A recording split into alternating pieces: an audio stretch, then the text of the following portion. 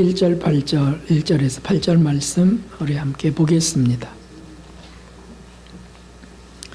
지난주에도 우리가 보았던 그 말씀이지만 또 우리 같이 읽어보겠습니다. 20장 1절에서 8절까지 함께 읽도록 하겠습니다.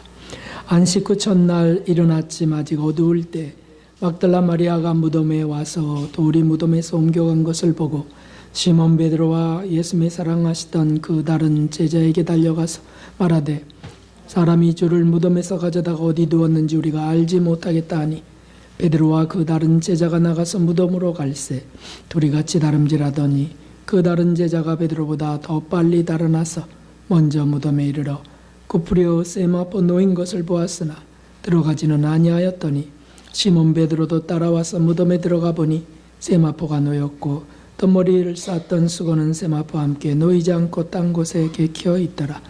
그때야 무덤에 먼저 왔던 그 다른 제자도 들어가 보고 믿더라. 아멘. 하나님의 은혜와 평강이 오늘 예배하시는 모든 분들 위해 풍성히 임하시기를 주님의 이름으로 축원합니다. 우리 여러분들과 주님을 더 사랑하고 하나님을 더 경외합시다. 이렇게 인사하겠습니다. 주님을 더 사랑하고 하나님을 더 경외합시다. 감사합니다.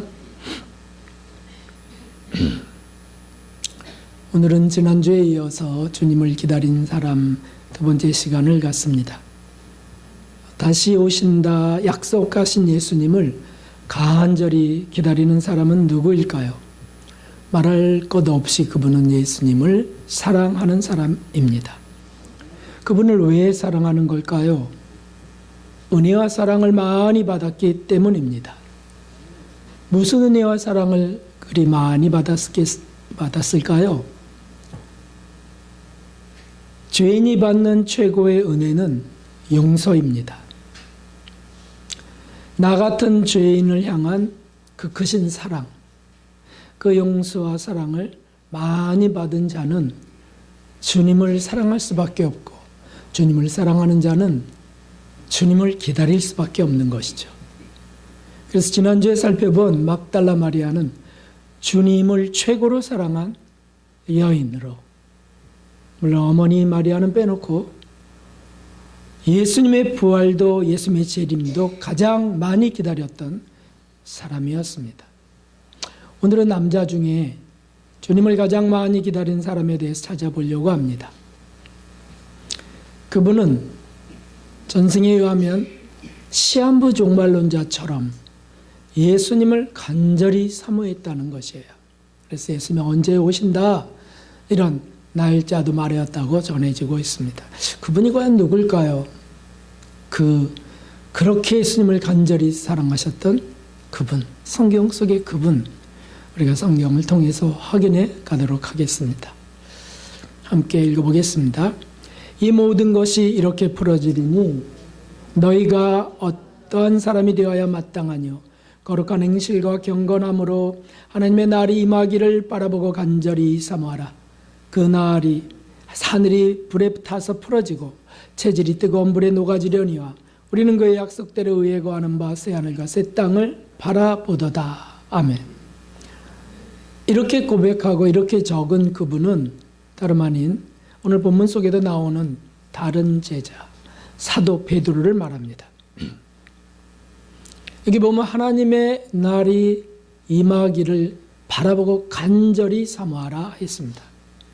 교회들에게 그 성령의 감동으로 받은 명령을 전하는 거죠. 그렇게 기록합니다.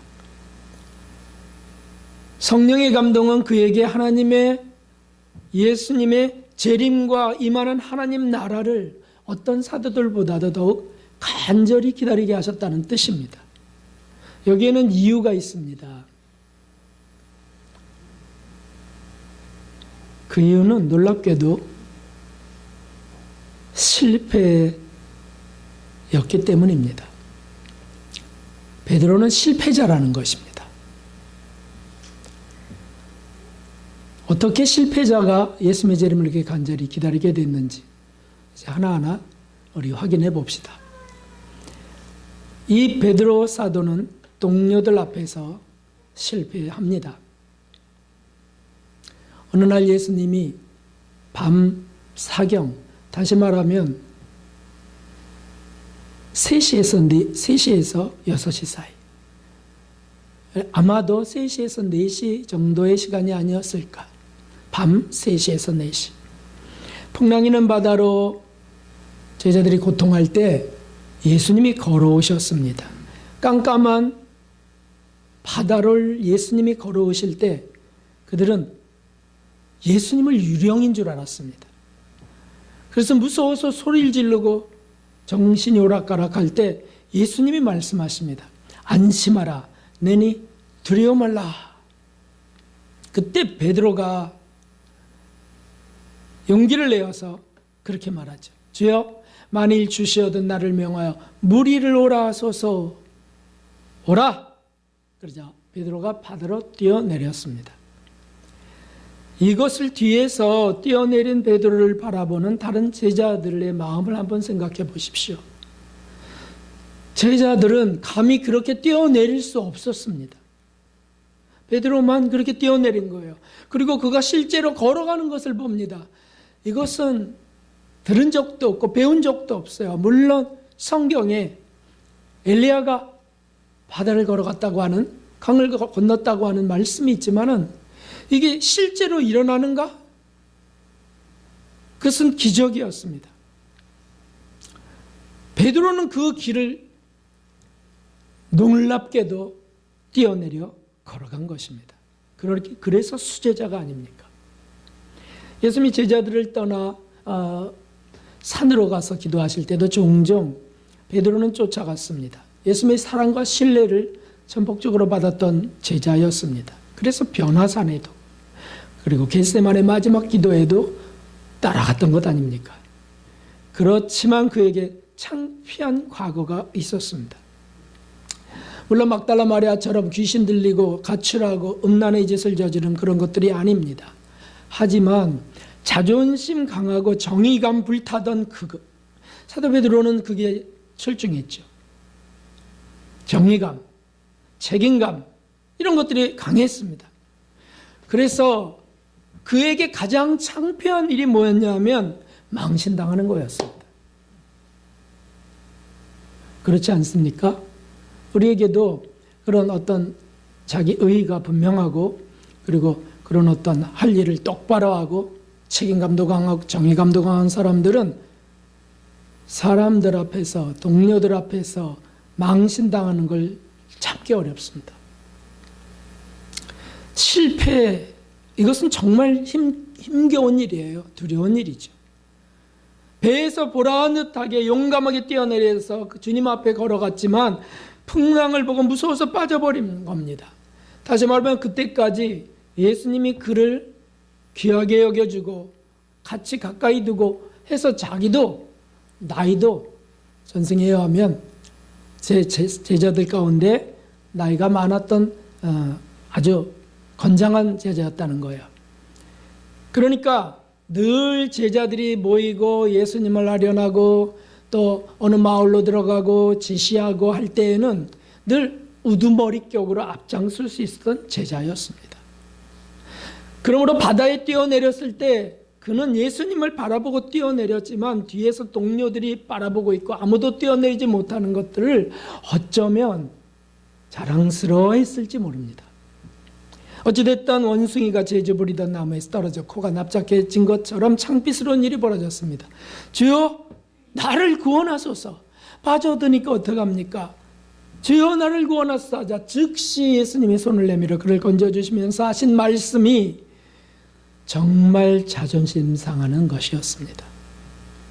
빠진 것보다 더한 거예요. 그게 뭐였냐면 이 믿음이 적은 자여 왜 의심하였느냐라고 하는 거였어요. 믿음이 적은 자라고요? 믿음이 적은 자가 뛰어내릴 수 있어요? 믿음이 적은 자가 예수님 어디든지 따라갈 수 있어요?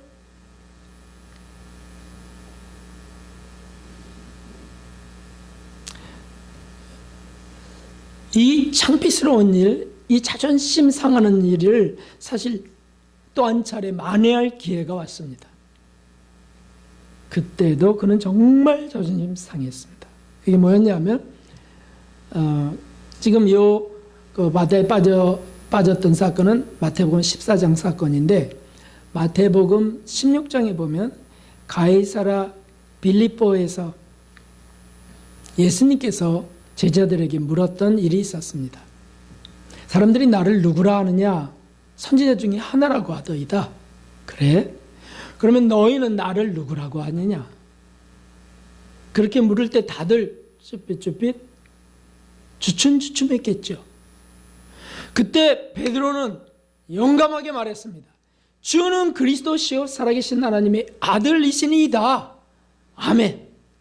그래서 예수님이 그를 엄청 축복하십니다. 한번 보십시오. 이제 마태복음 16장을 딱 펴놓으셔도 좋고 이 말씀을 따라오셔도 좋습니다. 예수님께서 대답하여 가라사대 바요나 시몬아 내가 복이 있도다. 이를 내게 알게 한 이는 혈육이 아니요 하늘에 계신 내 아버지시니라. 또 내가 내게 이르노니 너는 베드로라. 이 반석 위에 내 교회를 세우리라. 음부의 권세가 이기지 못하리라. 엄청 축복하시는 거 아닙니까? 너는 반석이야. 그 위에 내 교회를 세울 것이야. 그 다음에 또 하나 더 엄청난 축복을 하십니다. 내가 천국 열쇠를 너에게 줄 것이야. 내가 땅에서 무엇이든지 매면 하늘에서도 매일 것이고 내가 땅에서 무엇이든지 풀면 하늘에서도 풀리리라. 베드로의 마음은 어떻겠습니까? 14장에 창피를 당했지만 부끄러웠지만 이 한마디 말씀으로 모든 게 회복되는 듯 했습니다. 수제자로의 지명과 같은 축복이었습니다. 후계자의 지명과 같은 은총이었습니다. 거기에 한 제자도 반란을 일으키지 않았습니다. 그래, 그럴 수밖에 없어. 저 형님이 할 수밖에 없지. 수긍했습니다. 근데 2일 후에 곧바로 예수님이 당신의 붙들림과 고난과 죽음을 예고했을 때 베드로는 수제자로서 또 동료들의 책임자로서 충정을 보입니다. 주여 그리 마옵소서. 이 일이 결코 주께 미치지 아니하리이다.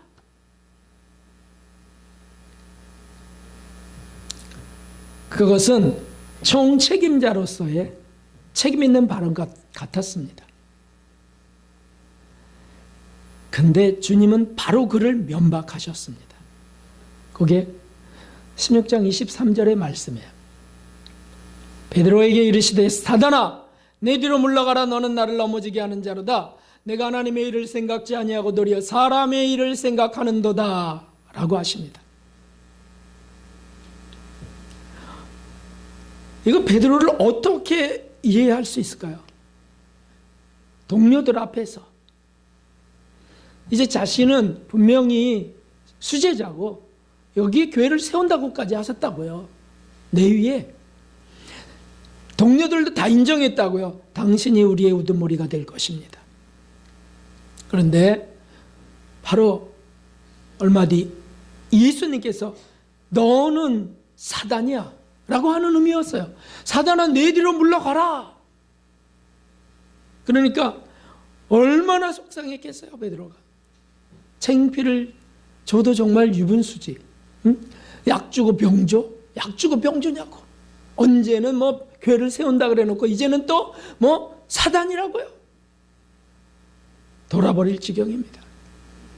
게다가 25절에 보면 이런 말씀까지 하세요. 정말 자존심 상하는 말씀에 한번 깊이 보세요. 곧바로 하신 말씀이에요. 누구든지 제 목숨을 구원코자 하면 잃을 것이요 누구든지 나를 위하여 제 목숨을 잃으면 찾으리라. 사람이 만일 온 천하를 얻고도 제 목숨을 잃으면 무엇이 유익하리요? 사람이 무엇을 주고 제 목숨을 바꾸겠느냐? 왜 하필 이 말씀을 지금 사단아 내 뒤로 물러가라 하신 그 뒤에 바로 말씀하시냐고요. 무슨 뜻인지 이해는 돼요. 이해는 되지만 걷다가 붙여서 말씀하시냐고요. 왜? 그러니까 어떻게 된 거냐고. 억울하다고요. 억울해. 어? 주님 저는요 내 목숨을 구원하려고 지금 주님 그리 마옵소서 한 게 아니에요. 주님 목숨 구원하려고 그런 거예요. 주님을 염려한 거라고요. 억울하고 속상한 일이에요. 자존심이 이때만큼 무너진 적이 없죠. 그렇습니다 여러분. 자기 실수를 용납하지 못하는 성격, 그런 것들이 우리에게 어느 정도 개인차가 있지만 있죠. 내 실수, 타인의 실수도 용납 못하는 성격도 있지만은 자기 실수는 더 그런 사람일수록 자기 실수를 더 용납 못해요. 그러니까 인격적인 실패 앞에 좌절하고 피곤합니다. 이런 창피스러운 일을 당한 베드로는 볼 것도 없이 큰 시험에 빠진 것이 분명합니다. 여러분들도 저도 마찬가지입니다. 제가 저의 스승 생전에 2번 큰 시험에 빠진 적이 있었습니다. 한 번은 복음성가를 이제 만드는 그 시간이었는데 그때 팀이 함께 했습니다. 그래서 다양하게 의견도 내놓고 또 어떤 복음성가를 정해야 될지 어떤 찬송을 뽑아야 될지 아주 활발하고 그랬습니다. 저도 기타를 갖고 가서 반주도 해가며 찬송도 불러가며 이제 가사도 좀 수정할 거 있으면 수정하고 그렇게 이제 하는 아주 은혜가 넘치는 시간이었어요. 그런데 이제 선생님은 기타 치는 거를 선생님은 그게 썩 반갑고 그러지는 않으셨어요. 왜냐하면 그 시절 선생님이 저보다 연세가 많으시니까 그 시절에는 기타 치고 뭐 이러면은 그 뭐라 그러죠? 딴따라 그 뭐라 그러죠? 그러면서 돌아다니는 사람들. 네, 뭐 그런 이제 인식이 있으셨어요. 그런데 뭐 그렇다고 비판하거나 그러지는 않으셨지만, 그런데 선생님이 좋아하시는 거는 이제 그 민요조였어요. 이해가 되시죠? 네, 연세가 드셨으니까 민요조, 그 구성진 그 찬양들 이런 걸 좋아하셨어요. 그래서 제가 아유. 스승님 또 그걸 뽑으시네. 그건 탈영조잖아요. 탈영조. 요새는 젊은이들이 사람들이 그런 거 안 좋아합니다. 가만히 계셨어요. 그 다음에 또 다른 거를 뽑다가 또 뭘 뽑으셨는데 예수님이 좋아서 있잖아요. 그런 거. 예수님이 좋아 똥똥똥똥 이런 거. 선생님 그것도 탈영조잖아요. 그래서 선생님이 안색이 굳어지시면서 이런 말씀하셨어요. 박 목사님. 비판만 하지 마시고 대책을 내어놓으세요. 그럼 어떤 게 좋을까요? 정색을 하셨습니다. 그 말을 딱 듣는 순간 저는 선생님 도와드리러 왔는데 당신이 박 목사 당신은 별로 도움이 안 되네요. 이런 인상이었어요. 그렇게 제가 받은 거죠. 그분이 그렇게 미워하실 분이 아니고 미움이 없으신 분이세요. 그래서 제가 그때부터 말을 딱 닫혀버렸습니다. 그리고는 이제 뭐 뽑자 그러면 가만히 네 반주도 그냥 하다가 그다음 반주를 말아버렸어요. 뭐 별로 좋아하시도 않으시니까. 그리고 이제 퉁명스럽게 앉아 있는 거죠. 그러고 이제 헤어졌던 일이 있습니다. 또 한 번은 선생님이 이제 아프셔서 말년에 다리가 부러지셨고 부축하는 분들이 손을 놓쳐갖고 떨어져서 다리가 부러지셨고 영적 성장론으로는 거의 비올라에 가는 마지막 단계, 완덕에 이르는 마지막 단계, 미지실현이라고 하는 단계가 있는데 혼미해지는 단계예요. 피조물의 모든 연약함이 드러나는 단계고요. 그래서 모든 성인들이 그 단계를 지나갈 때는 사람들에게 오해를 많이 받을 수밖에 없는 마지막 단계입니다. 왜냐하면 해놓았던 영웅적인 신앙, 영웅적인 믿음들이 다 추하게 보이는 것 같은 실패들이 일어나요. 선생님도 이제 다리도 부다쳤지, 당도 300이 넘지. 그러니까 너무 초라하신 거죠. 그냥 늘 숨 쉬는 게 답답해 하셨어요. 뇌도 파괴되셨지. 숨 쉬는 것도 겨우 폐가 나중에 보니까 폐가 4분의 1 남았다고 하죠.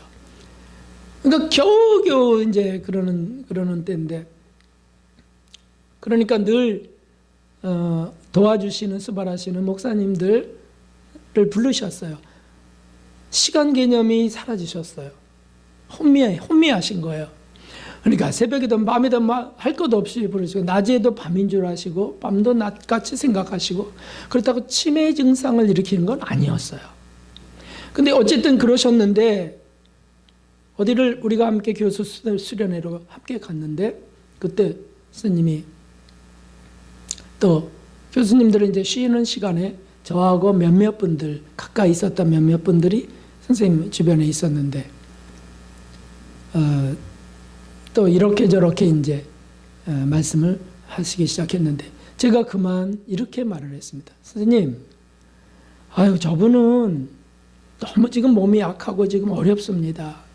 선생님 그렇게 자주 부르시면 안 됩니다. 제가 그렇게 했어요. 선생님의 사정이 지금 어떠신데 근데 제가 선생님 저분은 거의 이제 입원 직전이세요. 선생님 당연히 그렇죠. 그런데 선생님보다도 저분을 제가 생각하면서 입원 직전 계속 부르시면요 저분 쓰러지세요. 입원하시면 선생님 더 어려우시잖아요. 이렇게 잘난 척을 했습니다. 그러자 선생님이 저 입을 이렇게 2번 말씀하셨어요. 스승의 질책이셨습니다.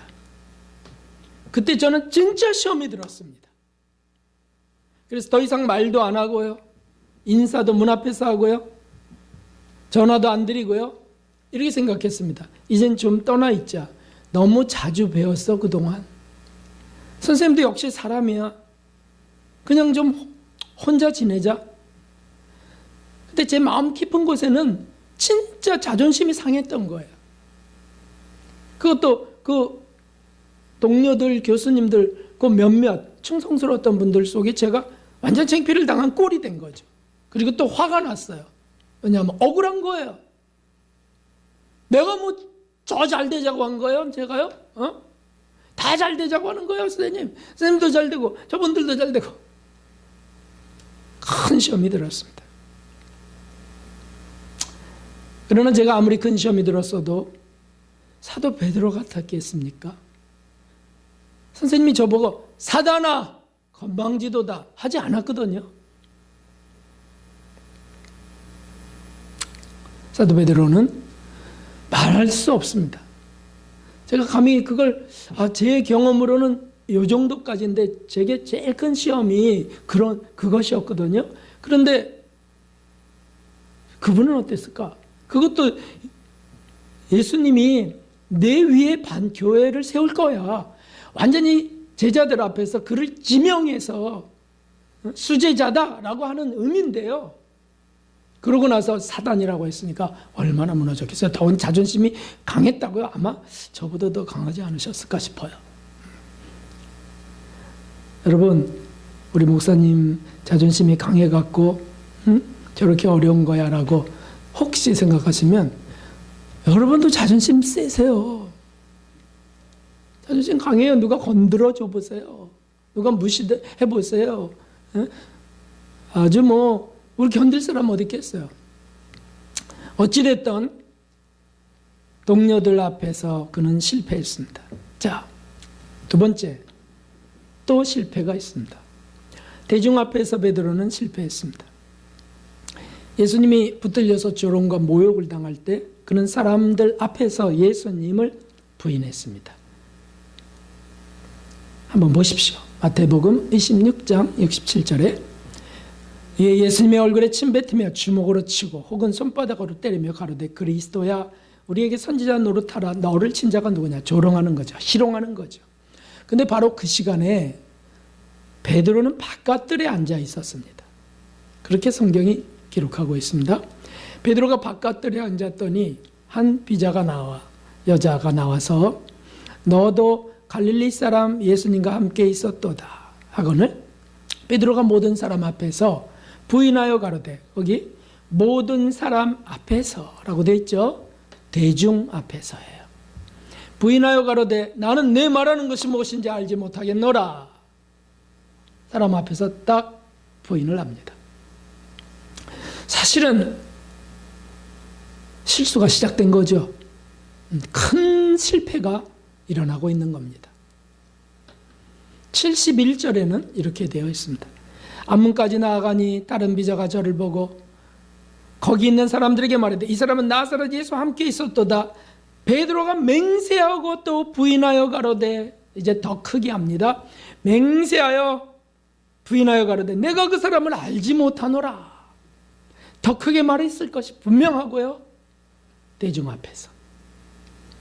그다음 마지막으로는 조금 후에 곁에 섰던 사람들이 나와 베드로에게 이르되 너도 진실로 그 당이라. 내 말소리가 지금 그것을 표명한다. 증거하지 않냐? 그러자 저가 저주하며 맹세하여 가로되 그 사람을 알지 못하노라 하니 닭이 곧 울더라. 베드로의 마음은 어떻습니까? 어떠했을까요? 그 고통이 얼마나 클지, 자아가 얼마나 무너져 내렸을지 다 상상할 수 없습니다. 그냥 한 단어만 떠올라요. 죽고 싶었겠다. 그 책임감,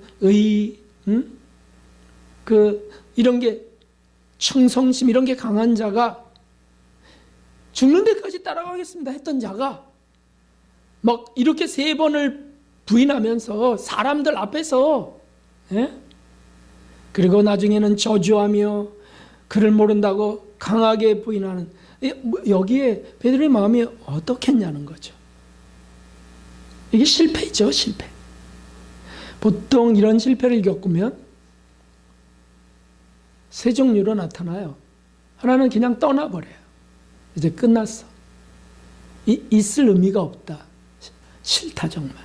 부끄럽다. 뭐 할 것 없이 떠나버려요. 하나는 죽는 겁니다. 그래서 자살하는 거 아닙니까? 너무 창피하고 너무 억울하고 너무 괴로워서 뛰어내리는 거 아닙니까? 세 번째는 정신 분열에 빠지는 거예요. 몸이라도 살아야지 하고 영혼이 파괴되는 거죠. 베드로는 얼마나 정말 이 큰 고통은 죽음보다 더한 것 같은 고통이었습니다.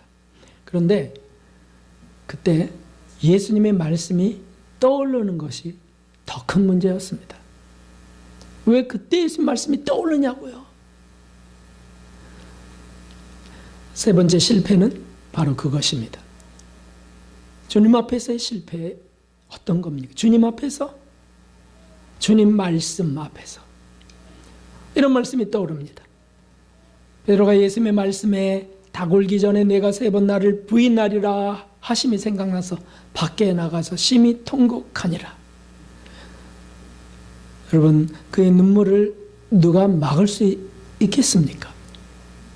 여기 심히 통곡하니라 했습니다. 심히라는 뜻은 극단적으로 지나친, 그게 제가 말씀드렸어요. 도망가던가 죽어버리든가 뇌를 파괴시키든가 영혼이 파괴되든가 그럴 정도의 극심한 고통이 이 심이라는 단어 속에 있습니다. 그러니까 정신없이 울었을 거예요. 오열했을 겁니다. 가슴을 치고 머리를 뜯고요. 미친 듯이 자책하며 통곡했을 거와 분명하죠. 어떻게 이 더러운 죄에서 벗어날 수 있겠습니까? 어떻게? 예수님은 저렇게 처절하게 고통당하고 계신데 나는 기껏 살겠다고 그 고통의 자리를 피해서 지금 있다가 발각됐고요. 발각됐는데 그러면 그래 나도 그 당이다 라고 이렇게 나와야 되는데 거기서도 모른다고 부인한 거예요. 하나님이 기회를 주셨어요. 탄론하게. 숨어있는 게 탄론하게. 그런데 또 애써 부인하는 겁니다. 우리 죄가 드러날 때요. 그것은 기회예요. 기회. 하나님이 주신 기회.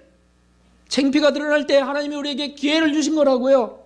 근데 그때 더 강하게 부인하며 자기를 포장하고요. 아니면 강력하게 부인하는 겁니다. 그러니 그가 어떻게 살았을까요? 이런 비겁한 자가 무슨 수제자인가? 수제자는 무슨 놈의 수제자? 오히려 배교자지. 가룟 유다가 오히려 더 솔직하다. 그가 오히려 더 용감한 거야. 그래, 나에게 남은 것은 죽음, 자살밖에 없어. 이런 더러운 자는 죽어야 돼. 당연히 생각하겠죠. 죽을 자리를 찾아가고 돌아다녔을 거예요. 그러면서도요, 예수님 앞으로 못 나가는 겁니다. 이게 미칠 지경이었습니다. 그럼 좀 달려가서, 주님이 이제부터 채찍 맞는 게 시작되는데, 달려가서 거기서 주님, 저는 주님을 부인했어요. 주님, 저는 이 더러운 배교자예요. 막 하면서 울부짖어야 될 터인데 못 가는 거예요. 못 가는 꼴이 더 미칠 정도로 싫은 거죠. 주님을 부인하는 거예요. 날 그토록 건져주시고 내 삶이 더러움에서 빼내주시고 인생의 대역전이 일어나게 하셨던 그 놀라운 주님을 나는 부인해버린 거예요. 골고다 길을 오를 때, 예수님이 골고다 길을 오르실 때 아예 그것을 볼 수도 따라갈 수도 없었어요. 구레네 시몬이 왜 거기서 예수님의 십자가를 같이 짊어져야 됩니까? 수제자와 베드로가 지어야죠. 베드로가. 생각도 하기 싫고 그저 현장은 끔찍하고 예루살렘 자체가 싫어. 공동체 자체가 싫을 때가 있고요. 이 교회 자체가 싫을 때가 있어요. 완전한 실패였습니다. 그것도 주님 앞에서의 완전한 실패. 저도 돌아보면 정말 이런 게 수도 없이 많습니다. 조금 전에도 고백드렸던 그런 실패.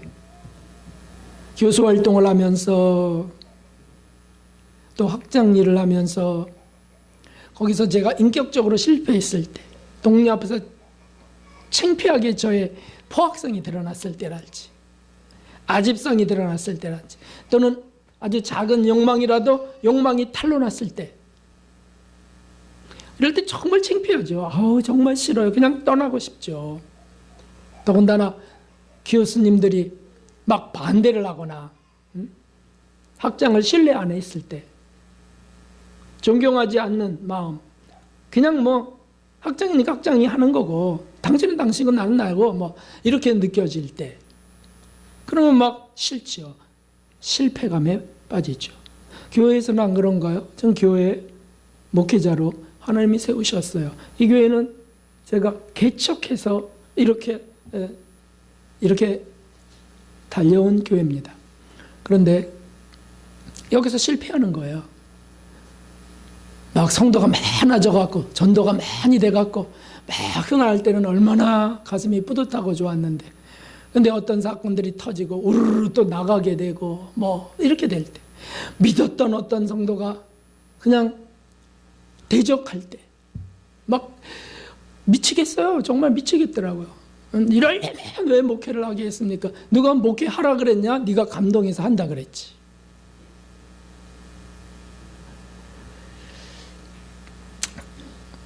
여러분, 제가 교회에서 당하는 실패, 패배는 여러분들이 상상할 수 있을까요?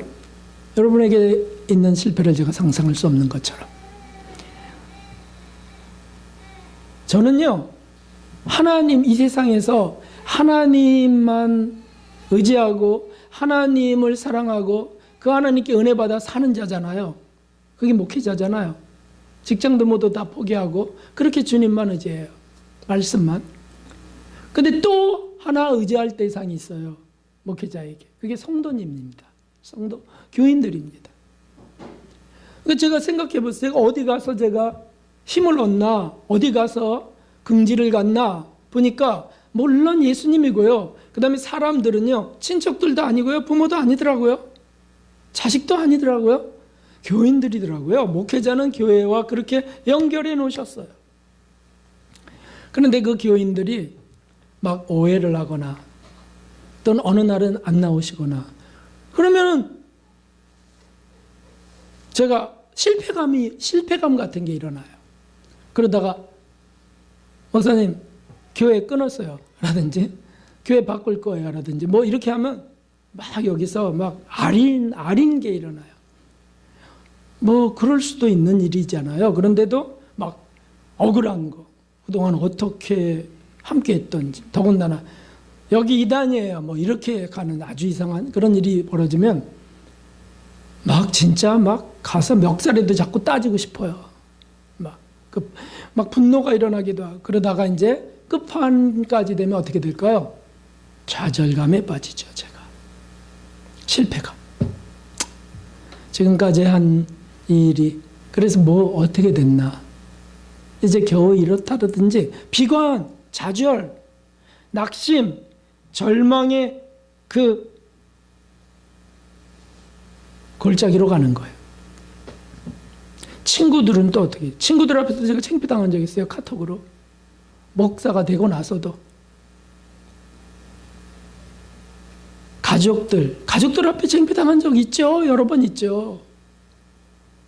막 제가 아이들이 클 때 자녀들을 야단칠 때 포하게 사로잡히고, 특별히 어른이 된 자녀를 제가 포하게 사로잡혀갖고, 있을 수 없는 일이죠. 그럼 막 하나밖에 생각 안 나요. 이제 끝내야지. 이제 그만 끝내자 인생. 아내 앞에서 무시당하거나 존경받지 못하는 게 드러날 때, 이럴 때는 삶의 의미가 없더라고요. 정말 화가 날 정도로 미울 때가 있습니다.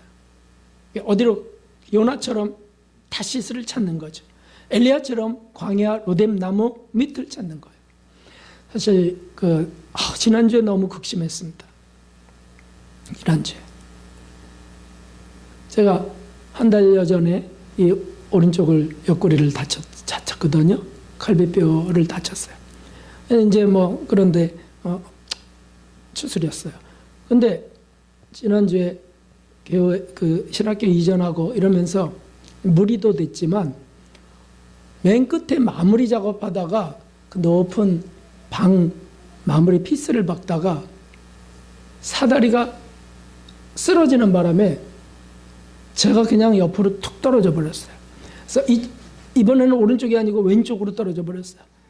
이렇게 해갖고 그냥 콩 소리가 나게 떨어졌는데 숨을 못 쉬겠더라고요. 그런데 나오는 게 회개밖에 나오지 않는 거예요. 그래서 드러나서 회개하고, 부축해서 이렇게 했는데 무릎 꿇고 회개하고, 그러면서 교만한 거, 태만했던 거, 이런 것들, 무책임했던 거 막 떠오르는 겁니다. 그럼 한 1분 정도 회개하고 그러고 일어났는데, 더 이상 봉사를 못하는 거 아닙니까? 우리 동료들은 다 같이 지금 힘겹게 하고 있는데, 저는 이제 봉사를 못하는 거죠. 그러니까 또 실패감이 또 찾아오는 거예요.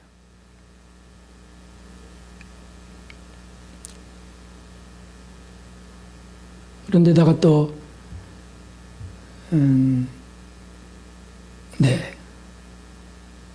또 어쨌든 교인과의 관계 속에서 또 실패감이 또 이런 일들이 일어납니다. 그래서 제가요, 저절로요, 주님 빨리 오세요. 제가 당하는 꼴 더 이상 보고 싶지 않아요. 주님 빨리 오세요 좀. 저절로 그런 기도가 올라가더라고요. 그리고 빨리 끝났으면 좋겠다. 생애도 빨리 끝났으면 좋겠고, 목회도 빨리 끝났으면 좋겠고, 막 그런 것들이 또 확 일어나는. 여러분, 이런 게 무슨 목회자입니까?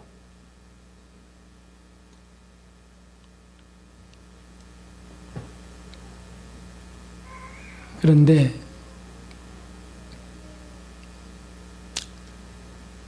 사도 베드로는 저보다 더 했을 거라고요. 전 적어도 예수님 모른다고는 안 했거든요.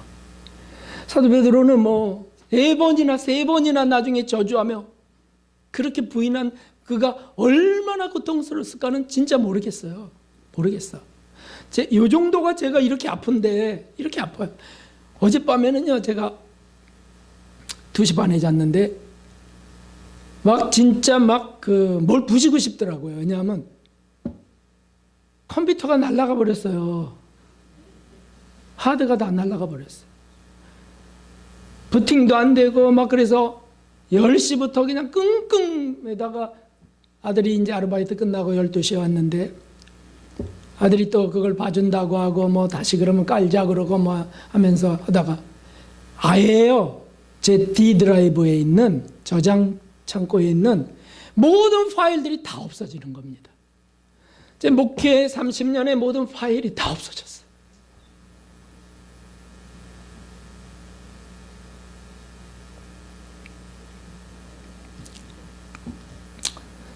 정말 황당하더라고요. 막 컴퓨터를 집어갖고 어디다 던지고 싶더라고요. 그 다음에 분노가 일어나. 그런데 왜 그러냐면 제가 그것을 용량이 작아갖고 그 용량을 압축하고 축소하느라고 클릭을 했는데 그렇게 되면 그게 깨지기 쉽다는 거예요. 전문가가 얘기하더라고요.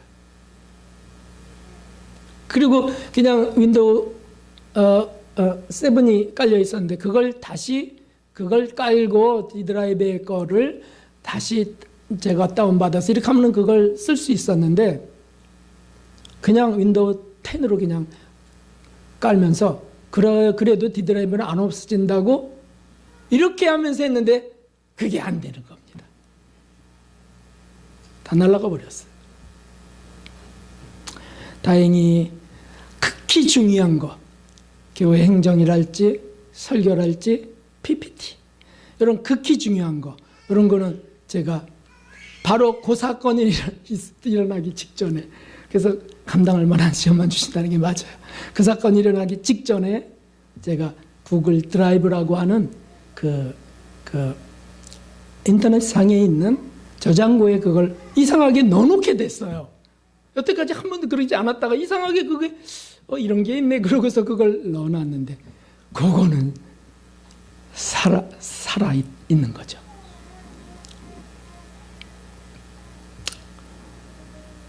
그러니까 그러고 나니까요 막 분노가 일면서 잠을 잤어요. 그냥 억지로. 왜냐하면 오늘 또 새벽에 일어나야 되는데 억지로 그냥 막 잠을 붙이는 거죠. 눈은 너무 피곤하고 막 머리는 너무 아프고 막 이래갖고 그냥 쓰러졌는데 화가 나는 겁니다. 그런데 아침에 이제 설교 준비도 못했죠. 설교 준비도 돼지 구성만 해놓고 이런데 그 다 날아가 버렸고요. 그리고 그 다음에 뭐 어떻게 해야 될지 시간도 없고, 그래서 오늘 주일 축복의 메시지를 보낼 수 없었습니다. 그런데 이제 새벽에 막 이것을 막 준비하면서 설교를 준비하면서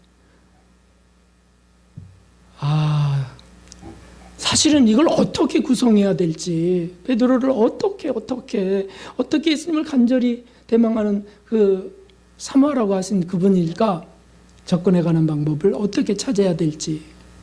그런데 저의 고통과 함께 주님께서 이렇게 이끌어 가시는 걸 보게 됐어요. 그리고 오늘 여기 나와서 기도할 때 눈물이 막 흘렀습니다. 왜냐하면 그런 베드로를 주님이 그렇게 찾아오셨거든요. 주님이 아무것도 묻지 않으시고요, 사랑하냐고만 물으세요. 주님, 그때 저는요 미쳤었어요. 어떻게 이걸 용서받아요? 뭐 하고 싶은 말이 많고요. 그 다음에 주님이 그런 것들을 물어보실까봐 다 아시니까 얼굴도 못 들게 읽고 했는데 주님은 그냥 네가 나를 사랑하느냐, 부활하셔서 오셔서 네가 나를 사랑하느냐는 거예요. 사랑하지요. 그런데 왜 부인했어? 이렇게 물으실 것 같은 거예요. 근데 묻지도 않으세요. 또 사랑하냐고 물어보세요. 그리고는 결정적인 것은 네가 이 사람들보다도 나를 더 사랑하느냐고 하시는 거예요.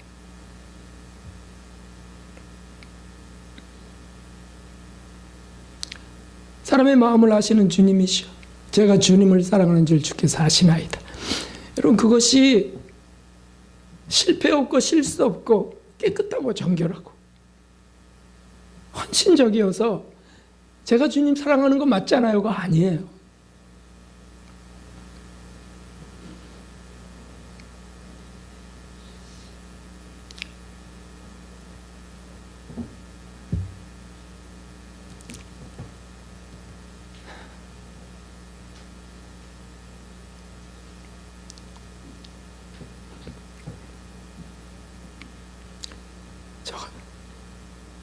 저같이 더럽고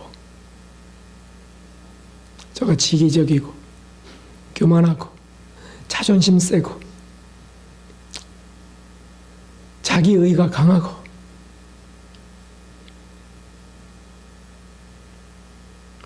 이런 자를 사랑하시는 주님, 또 사랑을 물으시는 주님, 남을 아프게 하고 책임도 다 못하면서도 책임감이 강하다고 생각하고 있고 그런 자를 찾아오셔서 또 사랑하냐고 물으시는 그 주님을 사랑한다는 거예요. 이전까지는 젊어서는 주님 하신 말씀이 답이에요. 답. 내가 진실로 내게 이르노니 젊어서는 네가 스스로 띠띠고 원하는 곳으로 다녔거니와. 이게 무슨 뜻이겠어요? 스스로 나는 주님의 수제자야. 나는 죄를 많이 했어. 나는 교회를 30년 동안 해왔다고. 내가 확장된 거 11년을 했고 뭐 이런 거 저런 거. 우리 교회가 100명 넘을 때도 있었고 뭐 이런 거. 엊그제 누가 간증하던데 그 목사님이 전도 초청잔치를 하고 60명이 왔다고 박수치고 그러세요. 우리는 600명 왔었다고. 600명 해가면서 그게 젊어서 네 뜻대로 네 띠띠고 원하는 것을 다니는 꼴이에요. 스스로 자기를 흐뭇하게 생각하고 자랑스러워하고요. 스스로 자기가 난 30년의 생애를 주님을 위하여 바쳤어요. 이제 앞으로 30년은 그냥 좀 제 자유롭게 하면 안 될까요? 이런 오만함이 젊어서 띠띠고 다니는 꼴들이에요. 선생님의 그 조언, 선생님의 권면, 선생님의 질책 이런 걸 분노하고 겸손히 듣지 못하는 게 젊어서 띠띠고 사는 모습이에요. 선생님이 얼마나 고통스러우셨는데 숨쉬기도 어려우셨는데 그분을 돌봐주는 분이 아프다 한들 어떻게 그보다 더 아프겠어요? 그런 거를 자기가 뭔데 잘난 체 하면서 말이죠. 그러면은 병원에 입원하게 될 거예요. 날 넘어 쓰고요. 참 이런 게 젊어서 띠띠고 사는 모습이죠. 스승의 조언도 안 들어요. 목사의 조언도 안 듣습니다. 선배도 없고 스승도 없어요. 그냥 나는 주님 앞에 바르게 가니까요. 이런 게 젊어서 제멋에 사는 모습이죠. 실패해 봐야 됩니다. 철저히 실패해야 됩니다. 그래야 예수님의 사랑을 아는 거죠. 그래야 지금 아무리 사랑한다 해도요. 우리가 철저히 쓰러지고 무너지고 넘어지고 깨지고 실패할 때 그때 그래도 주님이 오셔서 네가 나를 사랑하시냐 하실 때 사랑하냐 하실 때 이런 주님을 어떻게 안 사랑하냐고요.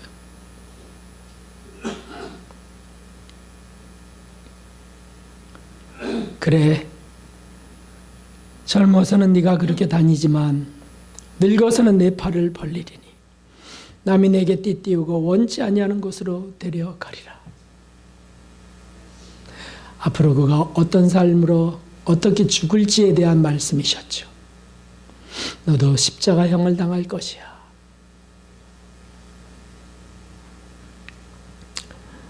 그러니 사도 베드로가 어떻게 다시 오신다고 하신 예수님을 간절히 기다리지 않으셨겠습니까?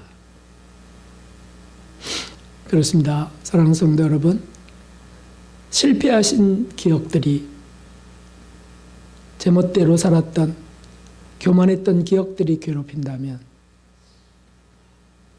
그 때문에 더 간절히 주님을 사모하는 여러분들이 제가 되기를 소원합니다. 왜냐하면 우리를 찾아오셔서 아무것도 묻지 않으시고 네가 나를 사랑하느냐고 물으시는 주님이시기 때문이죠. 아픈 과거 때문에 트라우마에 시달리고 대인관계 기피증이 생기고 인생 비관증에 걸린다면, 우울증에 빠진다면 찾아오시는 예수님을 기다리십시오. 오셔서 네가 나를 사랑하느냐고 물으실 때 그래도 오시는 주님을 사랑한다고 고백합시다. 이 사람들보다 더 나를 사랑하느냐는 것은 그 사람들보다 네가 사랑이 커서 나를 더 사랑하냐 그런 뜻이 아니잖아요. 너같이 실패한 자가 없어. 너같이 오만한 자가 없다고.